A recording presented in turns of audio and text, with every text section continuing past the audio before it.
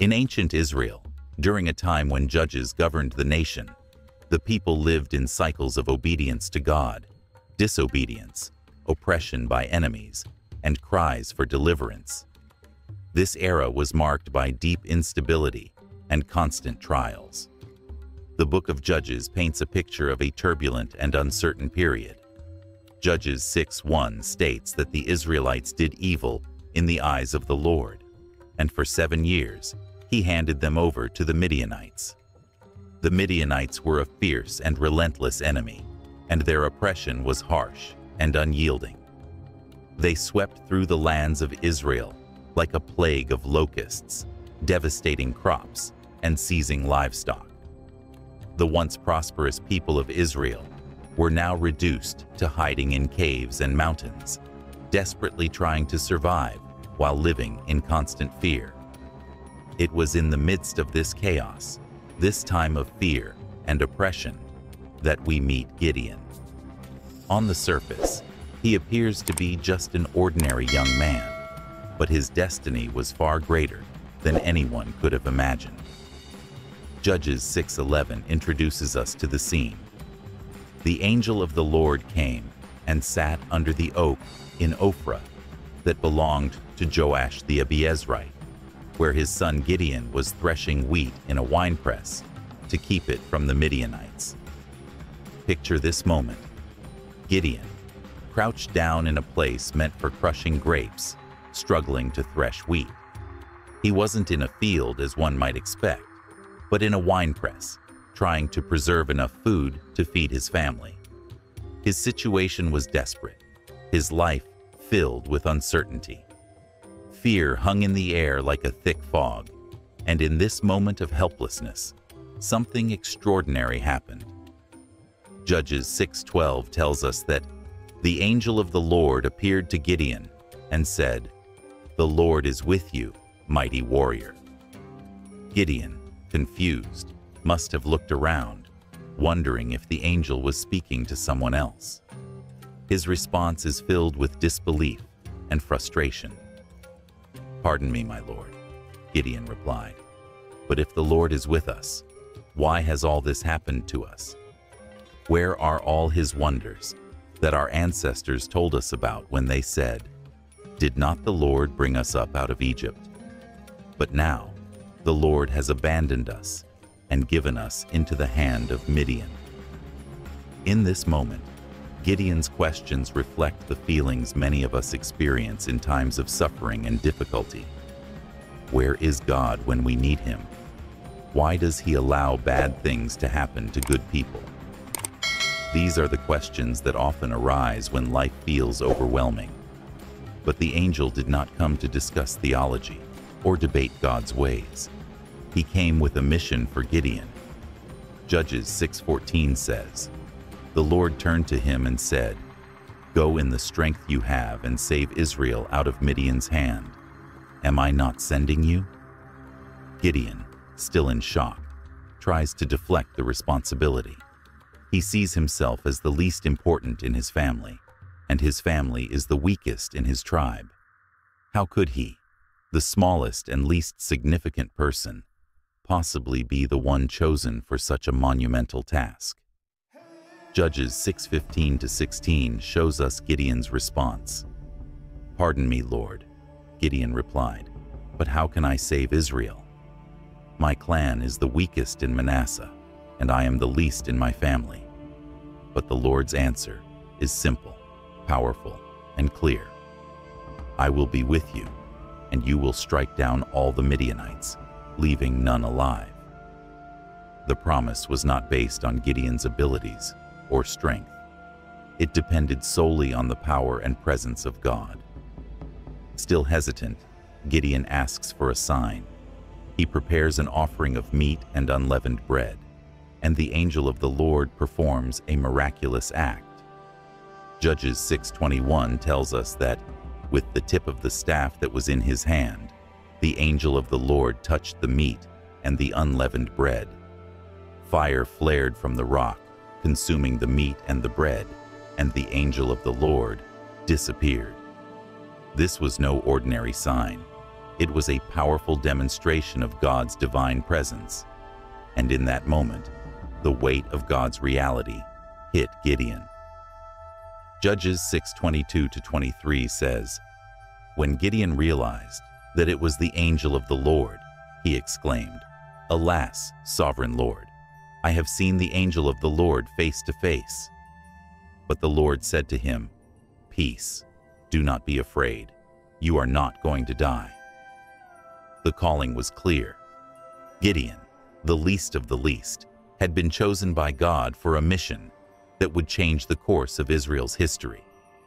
The transformation of Gideon from a frightened man hiding in a winepress to a fearless leader of a nation was just beginning. He built an altar to the Lord there and called it, "The Lord is Peace." The place, which had once been a symbol of fear and scarcity, became a monument to a divine encounter that changed everything. Gideon's journey was not without struggle. Despite receiving clear instructions from God, he still wrestled with his insecurities. But the Lord did not leave him.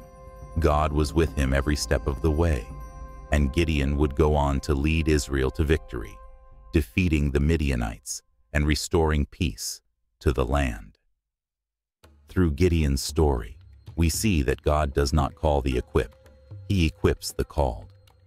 Gideon was an ordinary man, full of fear and doubt, yet God saw in him something far greater, a mighty warrior. This is the story of transformation, how God calls us in our weakness, uses us in our inadequacy, and empowers us through his strength. Gideon's story is not just a historical account, it's a message for all of us. When we face our own struggles, when we feel too small or too weak, we must remember, God's strength is made perfect in our weakness. Just as he used Gideon to bring deliverance to Israel, he can use us to make a difference in the world, no matter how small we may feel. God's call is powerful, and his promise is sure. When he calls us, he will equip us. And like Gideon, we may be surprised by what God can do through us, even in our lowest moments. Let this be a reminder. You are not alone. God is with you, and he has a purpose for your life, just as he did for Gideon. Will you trust him to lead you on your journey? Gideon built an altar to the Lord, naming it, "The Lord is Peace." However, despite this, Gideon still needed more reassurance before leading Israel into battle against the Midianites. The narrative continues in the book of Judges, chapter 6, verses 36-37. It says, "Gideon said to God, 'If you will save Israel by my hand, as you have promised, look, I will place a wool fleece on the threshing floor. If there is dew only on the fleece and all the ground is dry, then I will know that you will save Israel by my hand, as you said.'" This request from Gideon reveals his persistent hesitation. He sought a tangible sign, something that he could see and touch, to confirm God's will. It reflects human nature, which often demands concrete evidence, even in the face of divine promises. Gideon was not simply asking for reassurance. He needed to feel the truth in his hands. What happened next was nothing short of extraordinary. Judges 6:38 tells us, "And that is what happened. Gideon rose early the next morning. He squeezed the fleece and wrung out the dew, a bowl full of water." Imagine the scene. Gideon wakes up before sunrise, his heart racing as he approaches the fleece. With trembling hands, he picks it up. He can feel the weight of the water soaking into the fibers. As he squeezes it, an entire bowl fills with dew. Yet, remarkably, the ground around it remained completely dry, an undeniable miracle. But the story does not end there. Gideon, still not entirely convinced, makes an even bolder request. Judges 6:39-40 tells us, "Then Gideon said to God, 'Do not be angry with me. Let me make just one more request. Allow me one more test with the fleece, but this time, make the fleece dry, and let the ground be covered with dew.' That night, God did so. Only the fleece was dry, and all the ground was covered with dew. This second test completely reverses the first. Now, Gideon asks for the fleece to remain dry, while the ground around it is soaked with dew. This request defies the laws of nature, as the fleece would normally absorb moisture from the air. The fact that God granted this second request demonstrates his patience and understanding of Gideon's doubts. It also shows God's grace. He was willing to accommodate Gideon's weakness to strengthen his faith. These events hold deep significance. The fleece, a product of sheep, could symbolize the people of Israel, God's flock. In the first test, the fleece being wet while the ground remained dry might represent how God would bless his people in a barren world. In the second test, with the fleece dry and the ground wet, it could symbolize how God would use Israel to bless the nations around them. More than that, these fleece tests illustrate Gideon's gradual transformation. From a man who once hid while threshing wheat in a winepress, Gideon was now in direct conversation with God, negotiating the terms of his faith and leadership. He had become an active participant in God's plan, seeking confirmation in order to fulfill his divine purpose. It's important to note that although God answered Gideon's requests, seeking signs is not the ideal standard of faith. In many other passages of Scripture, we are encouraged to trust in God's word without demanding miraculous proof. Yet, at this crucial moment in Israel's history, God, in his grace, chose to strengthen Gideon's faith through these tangible signs. The fleece tests mark a turning point in Gideon's narrative. His doubts were dispelled, and his faith was strengthened. He was now ready to lead Israel against their oppressors. The man who once considered himself the least in his family was about to become one of the greatest judges in Israel. The story of the fleece teaches us several important lessons. First, that God is patient with our doubts and is willing to provide us with the assurance we need to fulfill his will.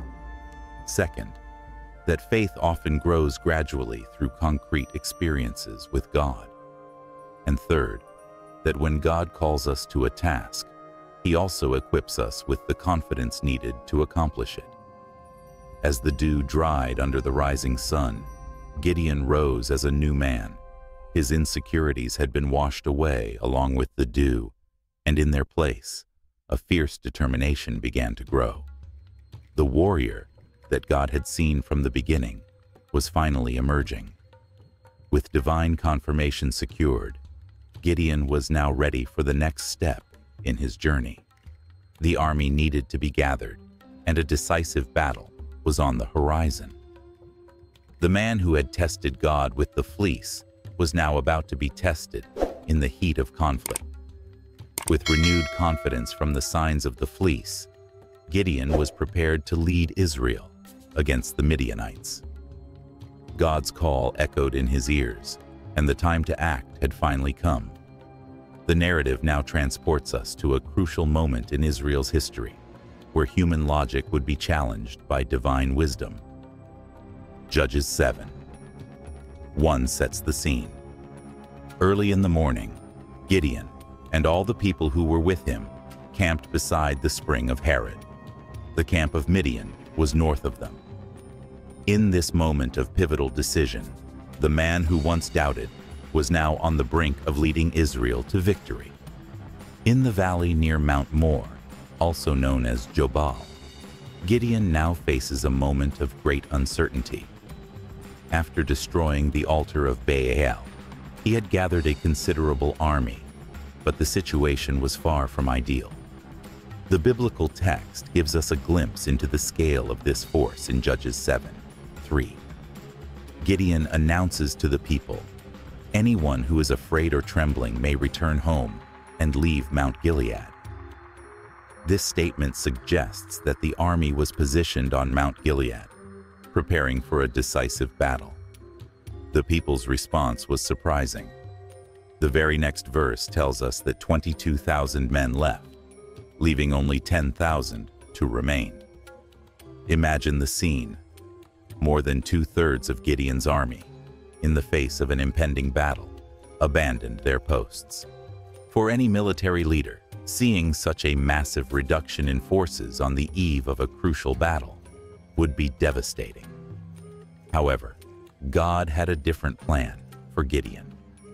Instead of mourning the loss of so many soldiers, the Lord gave him a surprising instruction. In Judges 7:4, God told Gideon, "There are still too many men. Take them down to the water, and I will separate them for you. If I say this, one shall go with you, he shall go. But if I say this, one shall not go with you, he shall not go." This divine command challenges all conventional military logic. The Midianites, along with their allies, were a formidable force. Judges 6:3 describes the Midianites, the Amalekites, and other eastern peoples as numerous as locusts, with camels as countless as the sand on the seashore. In the face of such a vast and seemingly invincible enemy, the natural strategy would be to gather as many warriors as possible. But God had a different plan. Obediently, Gideon took the remaining 10,000 men to the water, and what followed was a divine selection based on an unusual criterion. Judges 7:5 states, "So Gideon took the men down to the water, and the Lord told him, 'Separate those who lap the water with their tongues, as a dog laps from those who kneel down to drink.' Out of the 10,000 men, only 300 lapped the water with their hands to their mouths, while the others knelt down to drink. The Lord said to Gideon, 'With the 300 men who lapped, I will save you and give the Midianites into your hands. Let all the others go home.'" This unexpected test reduced Gideon's army from 32,000 to just 300, a reduction of more than 99%. To put this into perspective, imagine a modern army of 100,000 soldiers being reduced to only 937. Human logic would scream that such a drastic reduction could only lead to military defeat. But God's ways are not our ways. His thoughts are not our thoughts. There was a clear purpose behind this drastic reduction, which is explained in Judges 7:2. The Lord said to Gideon, "You have too many men for me to deliver Midian into their hands, in order that Israel may not boast against me, that her own strength has saved her." God was teaching a profound lesson, not only to Gideon, but to all of Israel and to all future generations. Victory would not come from the strength of numbers or military strategy, but from the power of God. This truth echoes through the centuries, and in the New Testament, it finds its fullest expression when the Apostle Paul writes in 2 Corinthians 12:9, "My grace is sufficient for you, for my power is made perfect in weakness." The selection of the 300 men based on how they drank from the water might seem arbitrary at first glance, but it may hold a deeper meaning. Those who lapped the water like dogs, remaining alert and vigilant, could symbolize the most prepared and attentive warriors. They did not let their guard down, even for something as simple as drinking water. This quality, being watchful and ready at all times, would be crucial for the battle ahead. Furthermore, the number 300 holds significance in biblical history. In Genesis 14, Abraham rescued Lot with 318 men, and in Judges 15, Samson defeated the Philistines with 300 men. In both instances, God demonstrated that even with small numbers, he could accomplish great deeds. This theme of God, using the few to accomplish the impossible, is a constant thread throughout Scripture. Imagine the mixed emotions in the Israelite camp that night. 9,700 warriors had to return to their homes, perhaps relieved to escape battle, but also ashamed for not being chosen. The 300 who remained likely felt a mix of honor at being selected, yet fear at the seemingly impossible task ahead. As for Gideon, this was the ultimate test of his newly strengthened faith. He had asked God for signs with the fleece, and God had answered.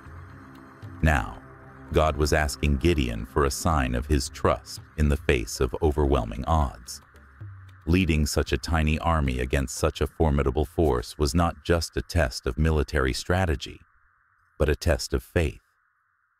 The reduction of Gideon's army teaches us profound lessons about faith, trust, and the power of God. It reminds us that God does not need large numbers or abundant resources to accomplish his purposes. He often chooses to work through the small, the weak, and the improbable to demonstrate his power. This story encourages us to trust in God's plans, even when they seem illogical or impossible, and to believe that his strength is made perfect in our weakness. This story invites us to reflect on the nature of trust in God, especially when circumstances appear to be insurmountable. How many times have we felt unprepared, incapable, or ill-equipped for the tasks that God places before us? Gideon's story challenges us to see that it is often in those very moments of weakness and inadequacy that God can move most powerfully. When Gideon and his 300 chosen warriors were preparing for battle, sharpening their swords and adjusting their armor, the atmosphere in the camp was one of anticipation and expectation. They knew they were on the brink of witnessing something extraordinary. The God who had so dramatically reduced their army to just 300 men certainly had a plan for victory. And though the challenge ahead appeared insurmountable, their faith in God's plan gave them the courage to face what seemed impossible. As night fell over the Israelite camp, the flickering campfires of the vast Midianite army were visible in the distance. They were a stark reminder of the overwhelming task before Gideon and his men. The situation seemed hopeless, but with God, what was impossible was about to become possible. Israel's greatest battle was not going to begin with the sound of thousands of soldiers, but with the quiet faith of just 300 men. Against an army as vast as the clouds of locusts, Gideon was about to face a seemingly insurmountable situation. Yet, in his infinite wisdom, God had crafted an extraordinary plan to secure Israel's victory. The night before the battle, God understood Gideon's natural apprehension and offered him a special opportunity to strengthen his faith.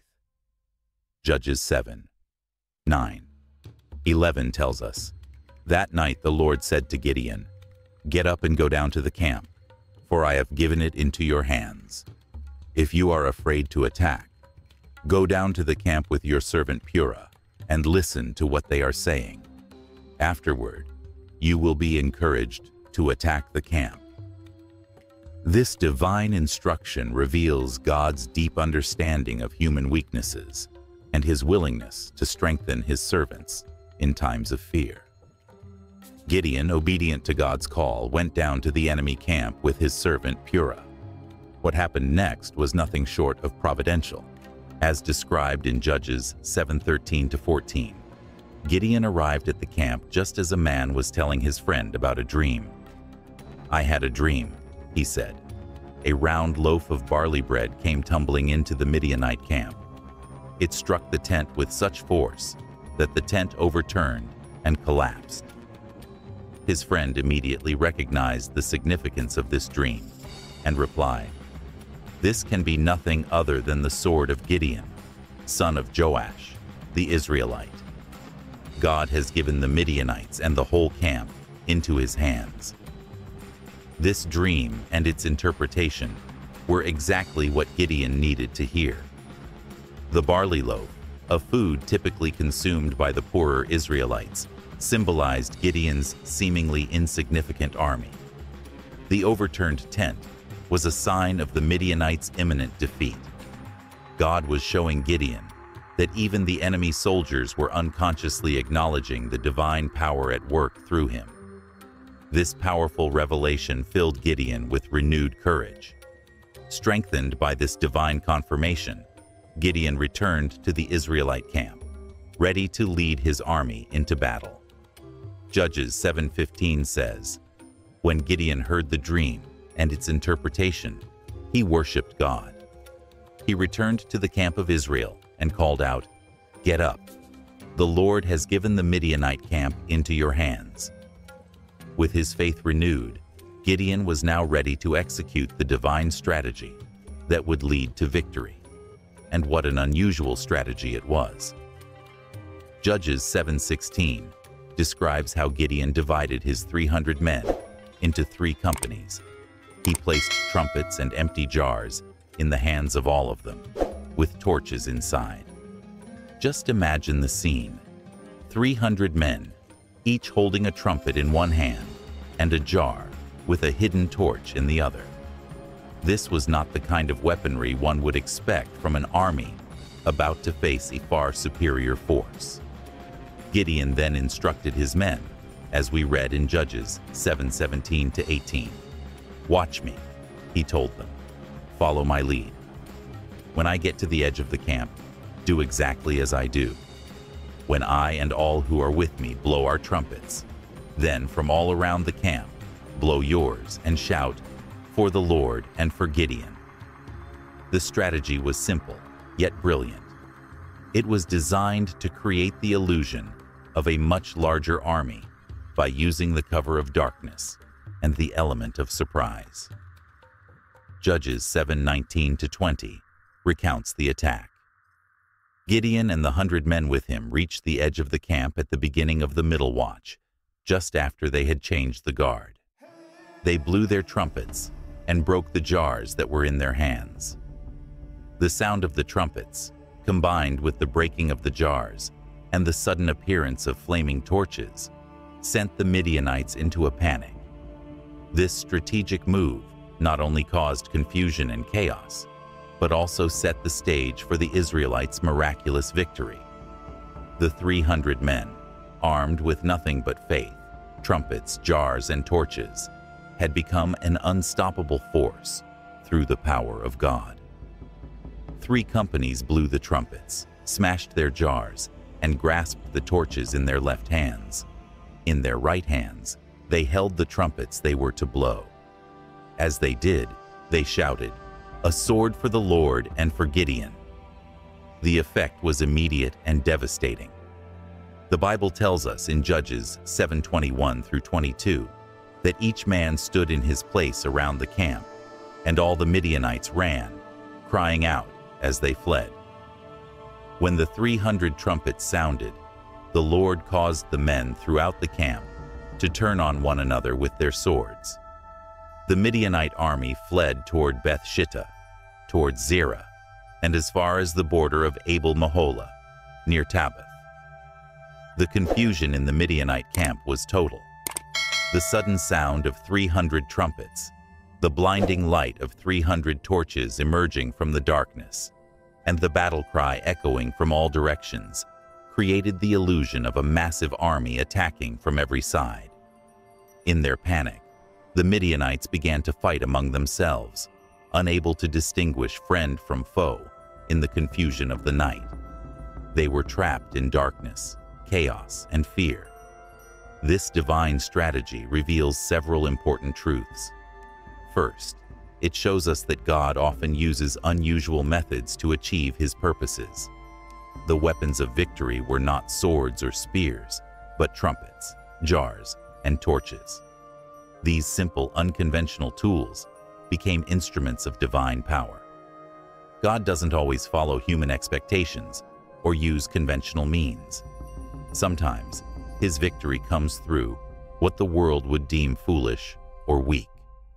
Second, it highlights the importance of obedience. Gideon and his men followed God's instructions exactly, even when they seemed strange or illogical. They trusted God's plan and acted in faith, despite the risk and danger. Their obedience, even in the face of uncertainty, was rewarded with a miraculous victory. Their unwavering faith demonstrated that when we obey God, even in difficult circumstances, His purposes will be fulfilled. Third, it illustrates the power of faith in action. The 300 men had to believe that God's plan would work. They had to trust God enough to expose themselves to danger by breaking their jars and revealing their positions with the torches. Their actions showed a powerful faith that didn't just believe in God's promises, but took active steps to make them a reality. Faith is not passive. It requires action, courage, and risk.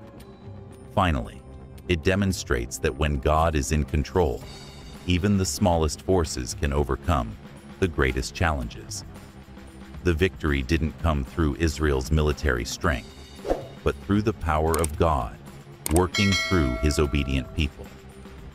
What seemed like a small, insignificant army was able to defeat the overwhelming Midianite forces. God uses the weak and humble to bring about His great purposes. As the Midianites fled in panic, Gideon and his men stood firm, remaining in their positions and witnessing the incredible divine intervention. The battle was won, but the pursuit of the fleeing enemies was just beginning. The Israelites, who had watched from a distance, would now join the pursuit, completing the victory that God had so miraculously initiated. Gideon, now fully confident in God's power, led an unrelenting pursuit of the retreating enemies. This phase of the campaign would reveal not only Gideon's determination, but also the internal challenges Israel would face, even in the midst of victory. Judges 7:23-24 shows how the pursuit began. The Israelites from the tribes of Naphtali, Asher, and all of Manasseh were called out, and they went in pursuit of the Midianites. Gideon sent messengers throughout the hills of Ephraim, saying, "Come down to attack the Midianites and seize the waters of the Jordan ahead of them, as far as Beth-barah." This call to action shows Gideon's strategic leadership. He not only pursued the enemy, but also mobilized additional forces to cut off the Midianites' escape route. He understood the importance of preventing the enemy from escaping, ensuring that the victory would be complete.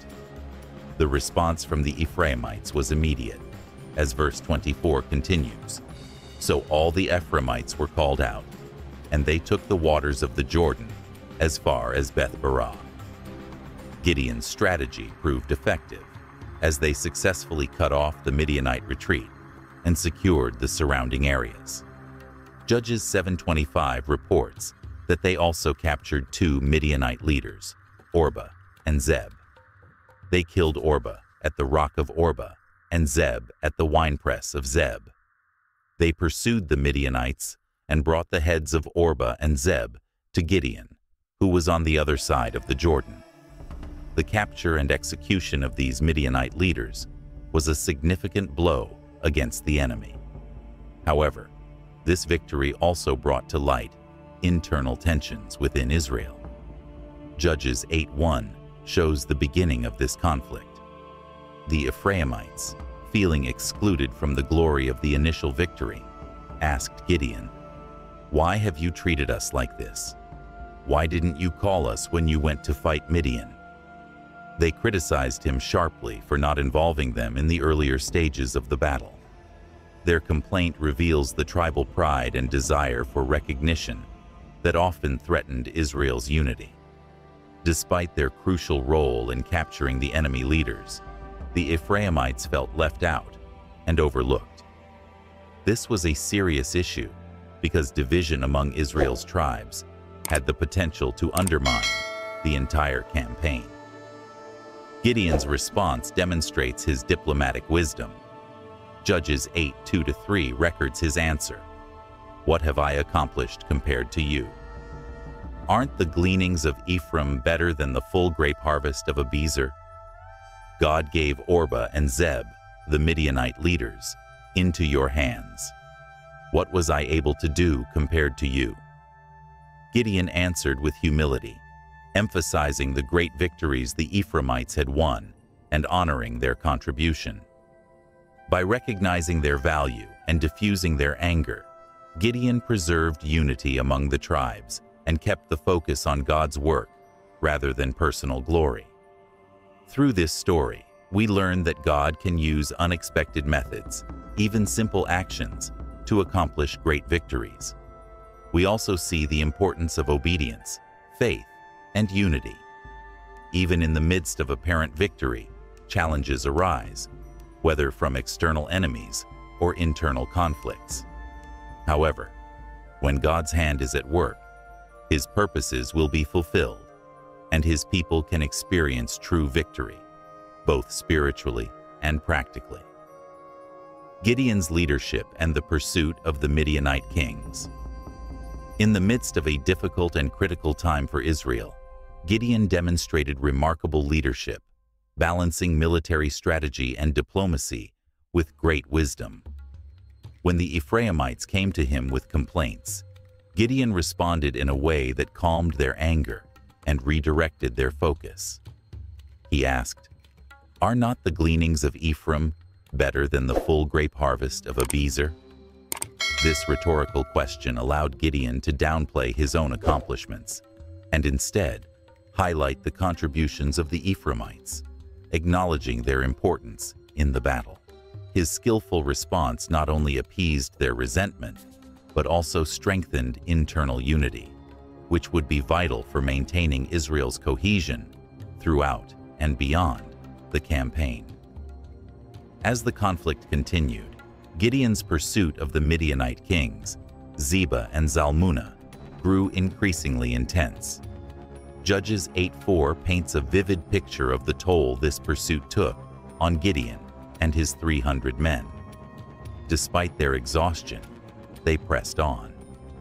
Upon reaching the Jordan River, Gideon sought provisions from the men of Succoth, asking for bread for his weary soldiers. He explained that they were still chasing the 2 kings of Midian and needed sustenance to continue. But instead of support, the men of Succoth responded with skepticism and rejection. Judges 8:6 records their dismissive response. "Zebah and Zalmunna are already in your hands. Why should we give bread to your exhausted troops?" This refusal was not just a failure of hospitality. It revealed a deeper issue, a lack of trust in Gideon's ability to complete his mission. In the face of this, Gideon did not back down. He delivered a strong and prophetic reply, saying, "When the Lord has given Zebah and Zalmunna into my hands, I will tear your flesh with desert thorns and briars." Gideon's journey continued, but his troubles did not end with Succoth. He then moved on to Penuel, hoping for help there. However, the response was the same: hostility and disbelief. The men of Penuel rejected him, mirroring the refusal of the men of Succoth. In response, Gideon warned them, "When I return victorious, I will tear down this tower." These interactions with the men of Succoth and Penuel illustrate the social and political complexities Gideon faced. Even though he was leading Israel in a critical military campaign, not everyone was united behind him. Some were skeptical, while others outright hostile, questioning his leadership and the outcome of the mission. Yet, Gideon pressed on, undeterred by the lack of support from certain factions within Israel. Finally, in Judges 8:10-12, the pursuit reached its climax. Zebah and Zalmunna, along with their remaining forces of about 15,000 men, were cornered in Karkor. This was all that remained of the once mighty army of the Midianites, whose 120,000 swordsmen had already been defeated. Gideon and his small force launched a surprise attack, cutting off the escape routes of the Midianites. Zebah and Zalmunna attempted to flee, but Gideon pursued them relentlessly. In the end, he captured both kings and routed the entire Midianite army, effectively ending the threat they posed to Israel. However, despite this victory, Gideon still had unfinished business with those who had refused to aid him during his time of need. Judges 8:13-17 describes how Gideon returned to settle the scores with the leaders of Succoth and Penuel. When he captured a young man from Succoth, he was able to learn the names of the 77 officials of the city. Gideon confronted the men of Succoth, reminding them of their taunts. "Have you already captured Zebah and Zalmunna? Why should we give bread to your weary men?" In response, he punished them by using the desert thorns and briars, fulfilling his earlier threat. Gideon didn't stop there. He also destroyed the Tower of Penuel and executed the men of the city for their rejection. These actions, though harsh by today's standards, were a demonstration of Gideon's commitment to his word. They reinforced his authority as the leader of Israel and served as a reminder that in times of national crisis, solidarity and support were crucial. Gideon's leadership was not just about military victory, but also about maintaining the unity and strength of the nation. Finally, Gideon confronted the captured Midianite kings. Judges 8:18-21 recounts this final dramatic encounter. Gideon asked Zebah and Zalmunna, "What kind of men were those whom you killed at Tabor?" They answered, "Men like you, each one with the bearing of a prince." Gideon replied, "Those men were my brothers, the sons of my mother. As surely as the Lord lives, if you had spared them, I would not kill you." Then, turning to Jether, his oldest son, Gideon commanded, "Draw your sword and kill them." But Jether hesitated. Being still a boy, he was afraid. Seeing his son's reluctance, Zebah and Zalmunna taunted, "Get up yourself and kill us, for as the man is, so is his strength." At that moment, Gideon rose up, his resolve unwavering. He took the sword in his own hands, killed them, and removed the ornaments from the necks of their camels. This final episode in the pursuit of justice reveals several key aspects of Gideon's character. His determination to avenge the deaths of his brothers shows his deep sense of justice and his unwavering loyalty to his family. Yet, the hesitation of his son Jether demonstrates the weight of leadership and responsibility. Gideon's subsequent action, taking charge and killing the kings himself, highlights his strength, courage, and resolve as a leader. With the deaths of Zebah and Zalmunna, Gideon's campaign against the Midianites came to a close. Israel was finally free from its oppressors, and Gideon emerged as a powerful and respected leader. However, the consequences of this victory, along with the decisions he would make afterward, would leave a lasting mark on the history of Israel. As we move to the next chapter in Gideon's life, we see the shift that takes place following his victory. Gideon, having freed Israel, was now in a position of great respect and authority. But while his leadership brought victory, it would also give birth to a complicated legacy, a legacy marked by both triumph and tragedy, faithfulness and failure. Judges 8:22 states that the people, impressed by Gideon's leadership and the freedom he had secured for them, made a surprising proposal. "Rule over us, you, your son, and your grandson, because you have saved us from the hand of Midian." This offer reflected the people's desire for strong, centralized leadership, a desire that would eventually foreshadow the establishment of the monarchy in Israel. However, Gideon's response showed that he understood the true nature of leadership. Judges 8:23 records his reply, "I will not rule over you, nor will my son rule over you. The Lord will rule over you." This was a bold declaration of faith, a powerful testimony to his understanding that God, not any human king, was the true leader of Israel. Gideon acknowledged that the victory over the Midianites was not the result of his own strength or skill, but of God's power and intervention. Yet, even as Gideon declared that the Lord was the true king of Israel, his actions in the following verses revealed the complexities of his character. Judges 8:24-27 narrates an intriguing episode. Gideon continued, "I do have one request of you. Give me each of you an earring from your share of the plunder." It was the custom of the Ishmaelites to wear gold earrings, and the Israelites were willing to comply. "We will be glad to give them," they responded. The people spread out a garment, and each man threw a ring from his plunder into it. The weight of the gold earrings that Gideon asked for amounted to about 5 pounds, not including the ornamental pendants, the purple garments worn by the kings of Midian, or the chains that adorned the camels' necks. Gideon took the gold and made it into an ephod, a religious garment or object, which he placed in his hometown of Ophrah.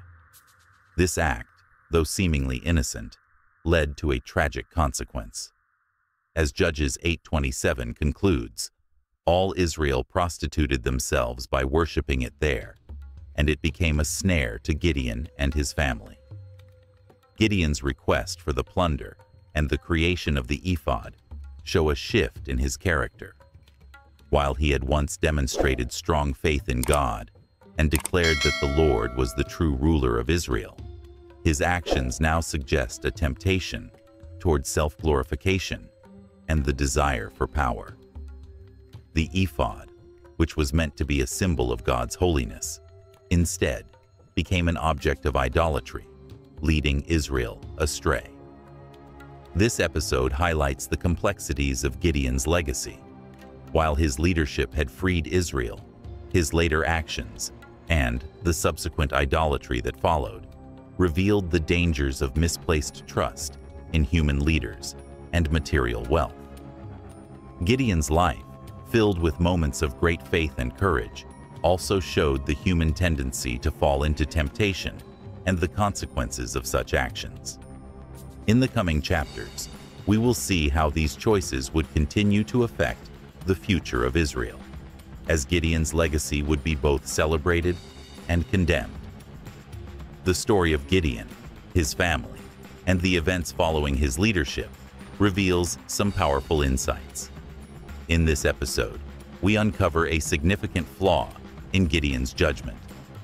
Though his intention was never to establish an idolatrous cult, his actions ultimately led the people into a form of misplaced worship.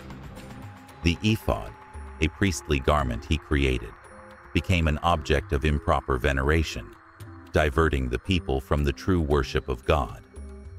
Despite this mistake, the immediate impact of Gideon's leadership was, for the most part, positive for Israel. In Judges 8:28, we read, "Thus, Midian was subdued before the Israelites and did not raise its head again during Gideon's lifetime. The land had peace for 40 years.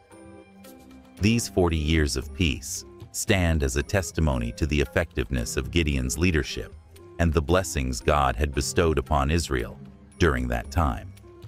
When the people turned to him, he was able to lead them into peace and prosperity.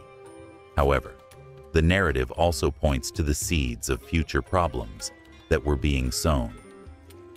Judges 8:30-31 gives us a glimpse into Gideon's personal life. It reveals that Gideon had 70 sons, born to him by many wives. Do you love meaningful Bible stories? Top 7 Bible Stories channel will bring you inspiration and peace every day. Don't forget to like and share your thoughts in the comments section. Your sharing is the motivation for us to bring more stories. Top 7 Bible Stories. Good stories, beautiful meanings.